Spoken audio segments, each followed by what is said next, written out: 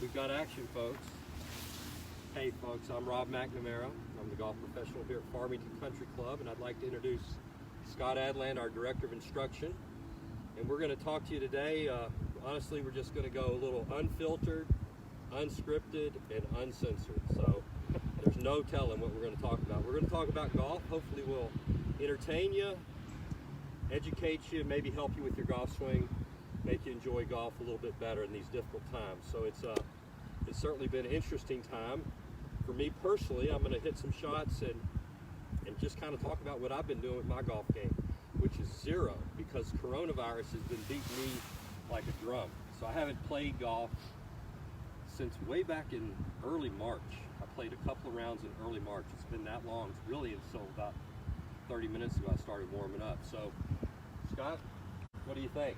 Well, technology, able to keep in contact with all our members through this live feed, I think it's fantastic. And just talking about what Pro said, we're going to try and get into some questions people may have today, but realistically just talk to you all about what we do in our golf game. So Pro, before this virus shut everything down, what were you working on? Was there something in particular? So for my golf swing, and what I've always believed to allow me to play my best golf, has been really about the tempo and timing of my golf swing. So I just want to have good rhythm to my game, but it's always been about my setup. So my philosophy has always been to try to set up perfect and just swing good, just swing decent. Hell, I'll take mediocre sometimes. So to be honest with you, if I can just set up to it great, have good aim, good grip, good ball position. Ball position is huge. If you're struggling, like coming back from not really playing in the winter, for whatever reason, it seems like people will err on having the golf ball too far forward in their stance. And if you do that, you're either going to hit behind it, or you're going to start pulling it because the club's already turned the corner, and so there's your left shot, or you top it. See that happen a lot. You see it happen a lot with people that play fairway woods. If you're, I'd say the 3-wood and the 5-wood are the two toughest clubs in most people's set anymore to hit. And you get that ball too far forward, you come back, you're kind of disoriented a little bit, you start topping it or hitting it fat. I think a lot of that could be attributed to ball position. But for me personally, Scott, I just want to get some good rhythm. I'm just hitting a 9-iron here. Try to get some good rhythm, good aim, just make some contact, hit that ball at my target. That's pretty. So those are pretty good. Yeah. Obviously we've got the chance over the last couple of years to spend some time together, and I noticed when we first started working that you used to miss it left a little bit. Did you relate that to ball position? Was that something that you were able to pick up on? So for my whole career playing, when I screwed up, it was left. I always fought the left shot. My dad used to drive him crazy about how I'd hit it left. So much of that goes back to what I originally touched on, was ball position. I'd get that ball too far forward in my stance, and next thing you know, the ball's going left. So I moved the ball back a little bit. It's kind of become an optics thing for me, because I feel like, I think when I first started working on this back in February, it felt like it was way back off my back foot. I'd put it on film, I'd go over there and look at it, I'd think, oh my goodness. Almost like feel versus real kind of thing, right? So I would put the ball maybe like right there and thinking that was back. That's more where I'd want the ball position to be, and that's kind of the adjustment. It's literally kind of going from there to there with my irons has been enough to keep me from hooking the hell out of it, because that's what I was really fighting. That's what I'm doing. I like that.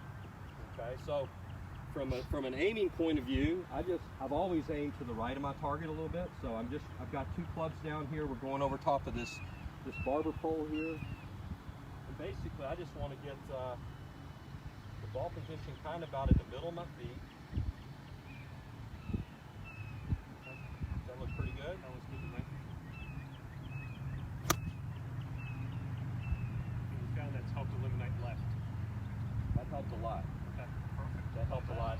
That's pretty simple too, something that our members could adjust pretty simply. I always find the easiest thing to adjust is a static position versus worrying about all these swing points. So something that they can do to help with their club face and ball position makes a lot of sense. So I like that. You know, if you want to test yourself and see where your ball position is, here's a good way to do it at home. When you go out to the golf course and you want to play, or if you're so quarantined that you need to be. My producers, that got me in the camera right there. Yep. So that ball position, you think that's where it is. Well, take the ball and put it on your right toe. Take a ball and put it on your left toe. And because we all fan our left toe out a little bit, put it right here on your heel. Then you can go around and you can look at that. And that ball, let's get this one so it's not confusing. That ball should be, for me, if that ball's up here, off this ball, I'm in trouble. That's enough to either cause me to fight hitting it thin. I don't necessarily hit it fat, but I would hit it thin. So I would want that ball to be maybe more like right there. That gets it in the right place. And that's what I've really been working on with my swing, with my setup. And again, this philosophy that I have about just try to set up good, and then try to set up perfect, and then just swing good. Okay. One thing I learned from you was when I first moved to Farmington, I always used car analogies when I was talking about, you know, the engines, the steering wheels, the aim. But I hear you a lot. You know, what our members may not know is you're a good chef as well. So I know you love to cook, and I've heard you in beginner lessons. Coronavirus has killed me. If this virus You'll doesn't be go fine. away, like by May 1st, I'm in trouble. I'm going to gain 50 more pounds. I have eaten like I've never seen food before. But They anyway. said we're all going to come out of this. Fatter. We're going to come out of this a hunk, a chunk, or a drunk. So Uh-oh, we're doing a little switch. Did this make me look fatter or thinner? Much thinner. Oh, I'm all about that. There we go. There we go. Anyway, so back to the original point. Set up perfect, just swing good. So set up like a baker. Try to make it as precise as you can be. You can really work on your grip, your stance, your posture, and your ball position. Grip, stance, posture, ball position, and aim. Those are the big five. Grip, stance, posture, ball position, aim. Set up perfect and just swing good. Just swing decent. And when I think about my golf swing, God gave us our golf swing, right? I mean, we have our own sort of rhythm that we have, right? And my issue with my swing mechanically is that I would get quick. And my dad used to say, it looks like you're swinging a fishing rod. My dad was a really good player as well. My grandfather, many of you know, was a club pro in the 20s, 30s, and 40s. And the transition between the backward swing and the forward swing, if I make a mistake with the swing, I would kind of buggy whip it, and I would almost get jammed up. So now I've got the club right here. Now I'm kind of jammed up, and then I'd have to sort of flick it to square it up. When I was younger, my hand and arm speed was faster. I could get away with it. Now that Father Time has gotten the best of me, a few pounds, don't play as much, trying to take care of Scott. This Scott, by the way, is Australia's favorite golf professional. He never said he was the best. He just said he'd be his favorite. I heard that somewhere before. Anyway, you got to brand yourself. Love it, thank you. And that transition, when I get quick, would mess me up. So when I talk about rhythm, I'm trying to talk about like right here. I always played my best when I wasn't buggy whipping. And really, when you look at it on film, when you buggy whip, for me, I would jam my arms up into my side, and now I'm like stuck. Real narrow. Really narrow. I'd narrow. take really deep divots. Okay. Ball position had to be perfect because it's coming in like a V Right. instead of a U. So Okay. that was always an issue. Okay. It's we hear a lot today about modern, you know, technology and the golf ball and so on and so forth. And where I grew up, on the coast of Australia, you know, New South Wales Golf Club, the Australian Golf Club, Wollongong Golf Club, it always blew. It was always windy. I had to hit it low. I had to control the ball flight a ton. And then when I moved to Arizona, it was almost like the conditions were fake. Like it was perfect. It was 80 degrees and no wind. And these guys are just hitting moon balls, like hitting so high. And I'm thinking, I've never seen that. So is there something you do in your, you know, setup or swing to optimally control your trajectory? I mean, one of our members asked, you know, we've been playing in the wind a lot recently, and they can't take lessons, but they've been struggling with how to hit the ball at different heights to control that. So is there something you do in your swing or in your setup to help with the height of the golf ball? So that is a really interesting story. Having played the Australian Tour for 3 years, I know what you're talking about because it definitely blows there. Really, the golf ball, we really changed our swing when the golf ball changed. And the golf ball spins so much less now than it used to. So back in the glory days, I'd like to call it, the way most people hit the ball, they would kind of trap it, hit kind of down on it more. The ball spun so much it would start low and then it would rise. Like a ballada ball, just a climb. So now the golf swing has evolved. You know, you kind of go from the start, let's just say 30 years ago to today. It's about a 50% difference in spin rate. Wow. And so now if you hit down on a golf ball and try to hit it real low, well, guess what? It doesn't get off the ground hardly at all. I mean, it does not rise like it used to. So most everybody's swing is evolving to get it up in the air. Guys like me that played in the old days and playing now, well, it's been a big transition for me to really almost feel like I'm casting, to release it, to get it to launch up in the air. David Toms, my friend that we went to college with, he was actually the first one that ever told me, he says, you got to feel like you're casting. Wow. This was about 4 years ago, before we built the Golf Performance Center. I went and spent an entire day with him. He said, you got to feel like you're throwing the club head away, because he could see how jammed up I was getting. You're talking, that's helping with the U instead of the V too, correct? Correct. Okay. So I was trying to learn how to hit it higher. Well, your question is, how do you hit it lower? If you want to hit it lower in today's golf ball, in today's world, you just got to grip down and shorten the shaft. If you're playing with an iron, put the ball a little bit more back in your stance, and narrow your stance, and try to abbreviate your follow through a little bit. Okay. So if I wanted to hit this club lower, I narrow up. It gets me a little closer by gripping down. Like half the height. A little half the height shot. The problem about doing that in today's golf ball, because the ball doesn't spin so much, when that ball hits the green, instead of hitting and stopping like the old balladas used to do, that ball hits and releases at least 10 yards. Unless you're playing on a dartboard green that's been soaked with rain, that ball hits and releases, and that's a totally different thing. You actually could hit a lot more really, really great shots 30 years ago than you can today, because the ball spins so much less, we don't have the control. You can't just hit it and have it stop right there. You've got to play release. So when you get a front hole location on a golf course, much harder. In the old days, the back hole location was really hard. Now, truthfully, when the greens are firm, the back hole locations are easier. Because you can release it up to the hole. Exactly. That's what's changed. So that's something that people, really should be cognitive of with their golf ball purchase. Okay. Unless you're just starving for distance, get a ball that spins more. Like that. Seriously, because they all spin so much less than they used to. Right. And again, to bring that ball flight down, I'll do that again. Narrowed my stance, grip down a little bit, so you can see I've got about an inch off of it.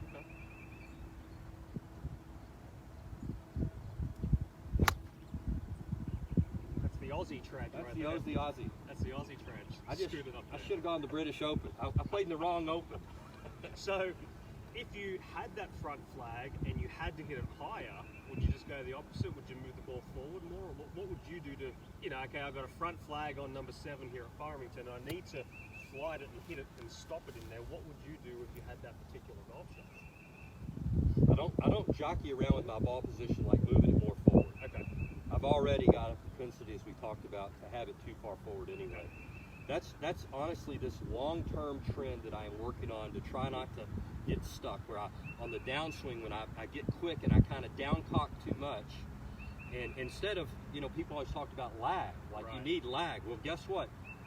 I have lag, but Too much of it if I almost. don't dump it, what good does it do me? I got to get rid of my lag. It's only good if you release it. Right. Right. So lag, just for those that are like saying, what the hell is he talking about? Lag, like he's always behind everybody. No, lag means this angle that you have between your left arm and the club shaft. And there used to be an effort that teachers back in the glory days would try to get you to purposely have that. I never talk about this with my students, because it's just, again, I would classify it as God's gift. If you just set the lever and you got your gun cocked, that's no hinge, now you're hinged. Essentially, I'm hinged right here. I don't need to try to create more on the downswing. That's what I fight.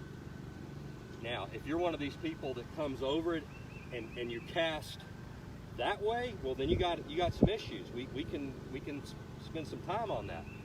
But for me, I'm not trying to cast that direction or this direction. I'm trying to go this way and retrace my steps. I don't want to get narrow and get jammed up on the way down. That's what I'm talking about that messes me up. Because of that's what I do, when I do hit it, I'm always hitting it low. Right. So I'm purposely working on trying to go, and I feel like I'm trying to have my hands retrace their steps. I don't want my hands getting closer to my body. Interesting. Does that make sense? Of course it does. So,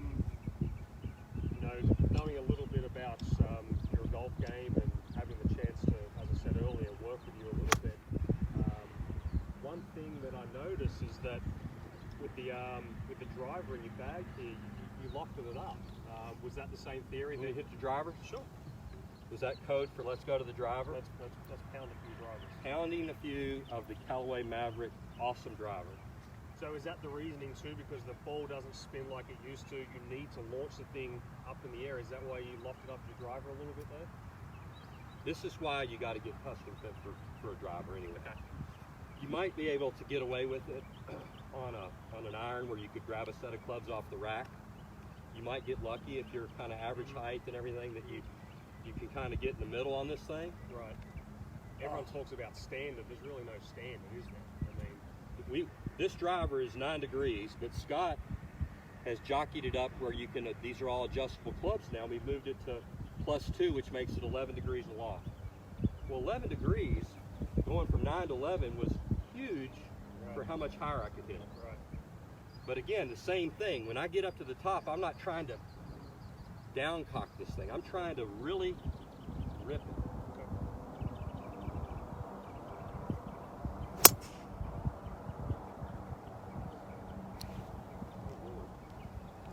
Who is that? We got a gentleman out there. To stop production. We have to stop production live. We're gonna have to go back to the iron because we just have a person walking on the driving range. I guess they're assuming the range is closed. Maybe he'll. He is correct, I guess you could say. It's a good thing I hit that one straight. Wow. I don't know if the camera can see that young man out there, but we're in business. He's slid on out of the way. All right, so Scott. hit another one.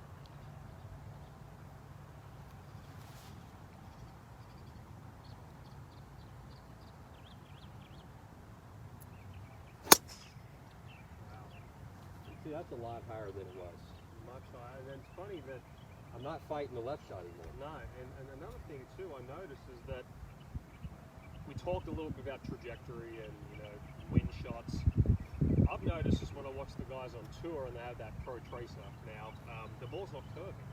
Like it's not curving like it used to. So all these guys now hitting it high and just hitting it straight. I mean, if you think back to when you were playing golf, were a lot more guys shaping the ball, or was it more still this direct route like we do nowadays? Were you hitting it straight, or were you purposely trying to shape the ball when you played, or were you just thinking, no, point A to point B is a straight line? Hal Sutton told me one time, he says, I aim every shot dead straight because sometimes I miss him a little left, sometimes I miss him a little right. At one time, he was the best player. There was a period where Hal Sutton was arguably the best player on the planet back in the early 80s. So he was kind of, when I was a high school kid, very impressionable. That was somebody I looked up to. Anyway, I'd have to tell you an off-color story about him one time, but that's the uncensored part that I won't go there because I love my job. Anyway, to answer your question, is that we think about spin much more of right and left. We do. We always think about, and I always tried to hit it straight. I really did. I didn't hit it far, but there was a period when I could hit it down the cereal aisle of a grocery store. Okay, I hit the ball straight. Nice. But love that. But I will tell you that Father Time got the best of me, and I started curving a little bit more. My belief of the spin, it's not just right or left where it's spinning left, but it's this way. We talked about that. It's up and down. So you want to get the golf ball up in the air quick. Okay. You want to release it with your driver. You want to feel like you're almost catching it on the upswing. Okay. Okay, to get it up in the air, and so that ball will get up in the air, and because it's not spinning as much, instead of the ball doing this when the ball used to spin a lot, if you hit it really high, it did that and it would go nowhere. It actually gets up in the air and it rainbows.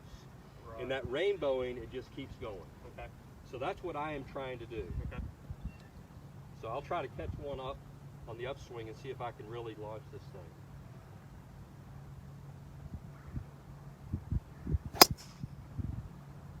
That right there was hammered. Wow.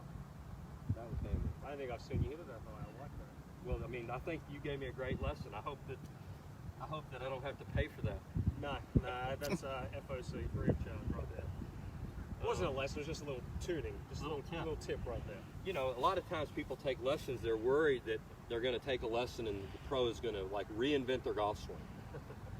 There's so much of what we talk about is, hey, just give somebody a really good tip and help them practice that tip. Let's don't try to introduce the book of golf to them when they take a golf lesson. There are too many things to think about, and it's happening too fast. Just give them one thing, and let's just focus on that, and that's what you did with me, and we really focused on this one thing, and it's really helped. Also goes back to cooking. Too many ingredients can destroy the dish. I like that. I did that on a soup the other day. I made too many things in there. But that right there, see how much higher that went? Love that apex height. That's perfect. So I literally, I'll be interested to go back and look at this. I literally feel, and here's the key word, feel ain't necessarily real when it comes to the golf swing. So I feel like at the top of my swing that I feel like I'm going in slow motion, and I feel like I'm throwing that club away. But in reality, I know I'm probably still jammed in here, but maybe not quite as much. So you're making a really huge feeling change, but the reality is it's probably near where it needs to be. Well, your errors in golf are in a dash and a pinch, not a pint or a pound. Right. Get back to the, it's a dash or a pinch. You barely make a mistake. That person that's come back from laying off all winter, if that's you and you're struggling, or if you've been playing and you kind of got into a rut, we don't have a range to use a lot of places right now, you haven't been able to practice, that ball position change could be huge for you. That concept, that feeling of just not rushing your golf swing could be huge for you. So it doesn't have to be like you have to reinvent the wheel to get better, to get back on your game.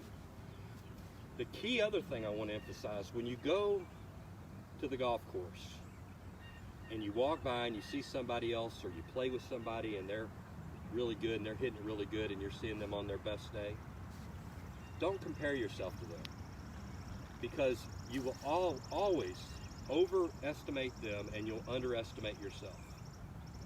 You'll be way too hard of a critic on someone else. You'll sit there and you'll think, oh my goodness, I wish I swung like Scott. I wish I swung like JJ. Love the one you're with. Love the one you're with. There's always somebody that's going to have a bigger house, a better looking girlfriend or wife, or a bigger bank account. You got to love the one you're with. And if there's ever anybody trying to teach us a lesson on that right now, it's the coronavirus, baby. You got to love your place, love yourself as you are, baby. That's my mantra. I can control my attitude. It's funny you mentioned that. Like, I find when we give lessons, and I find this a lot, is that a lot of the people I teach, they see these tour pros, right? They think, oh, you know, they're the example. No, they're the exception, okay? And I think that a mistake a lot of our golfers fall into is that, well, you know, I saw Dustin Johnson hit this shot, and we start comparing ourselves to what these guys can do on TV. Listen, just because I can shoot a free throw doesn't mean I'm ready for the NBA. But for some reason, golf's the only sport we compare ourselves to the best in the world. So just relating back to what you say, listen, swing your best, do the best you can. You know, if you can hit a few more fairways, you can hit a few more greens, you're going to play better anyway. But, you know, that's the reason why we have a handicap, right? I mean, you're literally playing against yourself all the time. So just shoot your best score and play your best game. And I just find that a lot in our lessons. People are coming in here with some expectations that maybe aren't meeting the reality, where let's just get them hitting the ball solid and hitting it straight to start with, and then worry about the rest of the stuff. Well, it's a good point you make. Another philosophy that I have in terms of golf, I have this all the time, and maybe you do too. should. People will come to me and they'll say, Ron, I need a lesson. I've lost my distance. I should be able to hit my 7-iron 150 yards. I should be able to. Should is a word that I want you to think about this. If you learn nothing today, I want you to remember this. Try to eliminate the word should from your vocabulary. Because should is the culture telling you. You hit a 7-iron 130 yards. You do what it is. You don't do what you should do. You do what you do. Right. You know what I'm saying? So, I like that. if I'm gambling for you, and I would tell you this, if you will gamble, if you'll play for money, you'll get over your culture.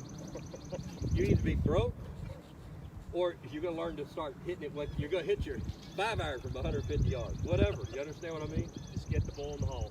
Least amount of shots. Exactly. That's all you can do. All right, I'm going to try to really let this one really feel like I'm releasing. And I hit that a little bottomy. It's funny, Great. as soon as you tried to step on it, the low and the kind of left started to sharp a little bit, so your contact went away. Yeah, I hit it more on the bottom. You can see, I don't know if the camera can pick this up, I'm hitting it a little bit. I've always fought kind of in this quadrant right here. I hardly ever was a tower.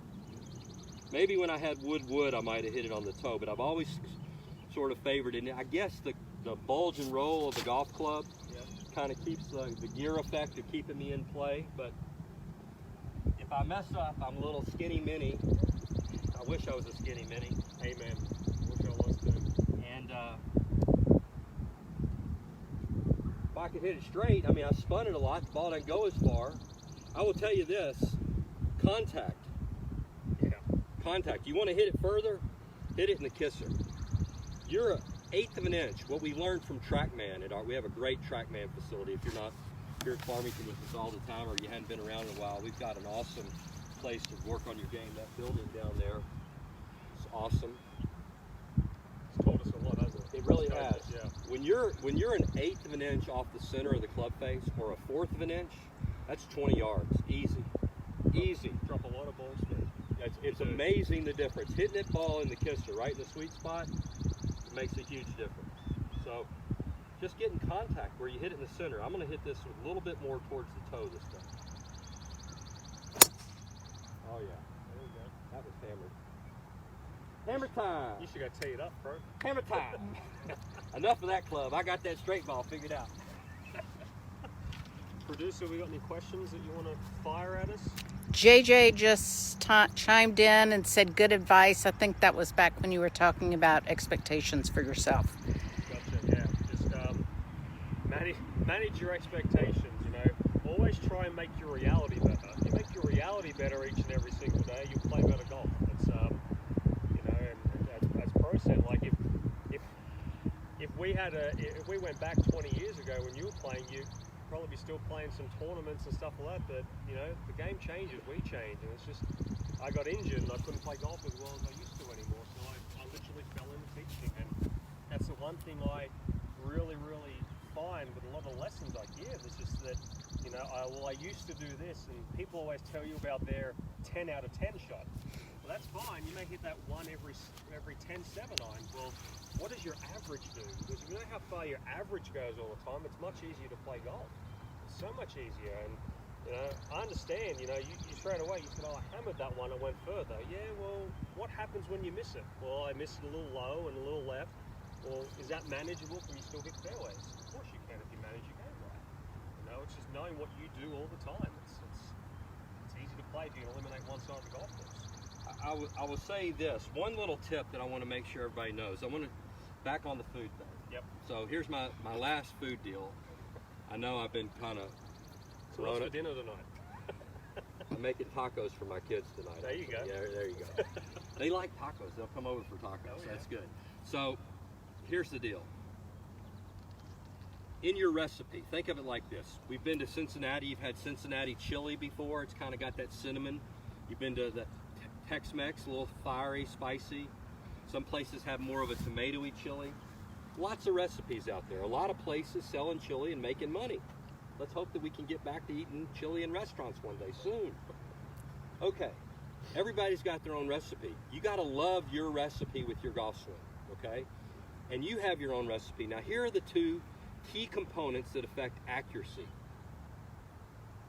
So your body, the turning component of your golf game, is what makes a golf ball for a right-handed golfer go to the right.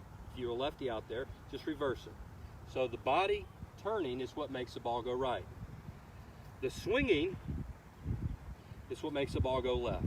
So if I hang back and just swing, the ball goes left. So your recipe is the combination for you that matches both of those up in harmony to produce straight shots.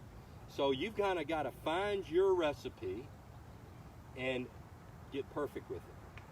Try to find your rhythm, the right amount of play. So when you're hitting the ball right, what do people say to you? You're hitting your driver, fair, slice. You're not getting through it. They always say that. You're not getting through it. Club face is open, you're not getting through it. Well, what do you do to change your recipe to where that doesn't happen anymore? Most people self-correct and they try to turn more because somehow the logic says if I'm hitting it to the right, maybe I just need to turn more through. Well, guess where it goes?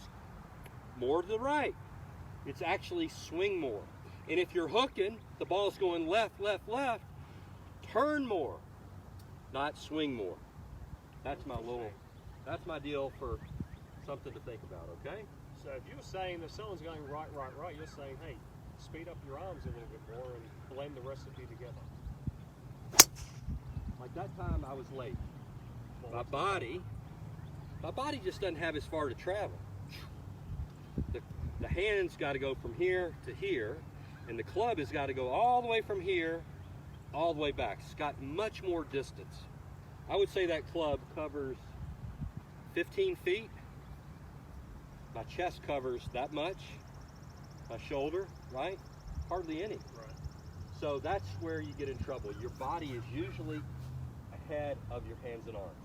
And your body's late, club case, lag behind, right field, here we go. Okay. And then you occasionally, guys more than women, but not trying to be sexist, but we got to own we got to be real about what's different.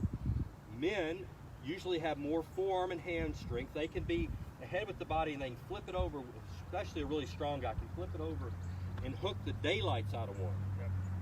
So you think, well, what caused that? That's where the club face gets close because you're so much faster with your hands and arms. So that's my last recipe. You have to come over and let me cook for you. I will. Why don't you hit one more perfect drive and then we'll do a little trick shot for you to finish up. All right. I know you got a few of those. I know you got a few trick shots up your sleeve. You want me to do a trick shot now? Sure. I mean, just to show you about the hands.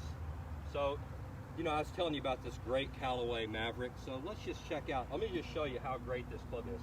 You can actually hit a golf ball with this great Maverick right off the tip end. So focus in, folks. Only the Callaway Maverick has this special feature where if you wear out the club face, you just hit it off the tip. How about that? Okay, now, right there, it's amazing, right there. All right, now, what else it has, I'm pretty sure that you can hit a golf ball right here off of this end. Let's just see. Really? Yeah, let's just see. Okay. So I think if you just do that. Wow. Huh? How about them apples, baby? Now, one last one with the old Trickarooski club. And then I may have to show you what you really do in the wind. I'll have to show you that. Okay. Special feature. So let's just see if I can just hit it off the back end. Woo! Actually went the highest. That weight's lower in the back. Look like Jackie Gleason, and away we go. Huh? Don't you need this for the next shot? You want to see the wind shot? When it's really windy and you want to see the wind shot. Let's just picture the wind is blowing, it's howling. Tee it up for me there, baby. You're too far that way. Hey. Out of the picture. Right up here. Can you? Our producer's got, so we're going to put it right there, mate. Very high. All right, you want it to go straight? Sure. Let's start with straight. Start with straight. Start with straight. Right over top of these, so I get the ball position in the right place.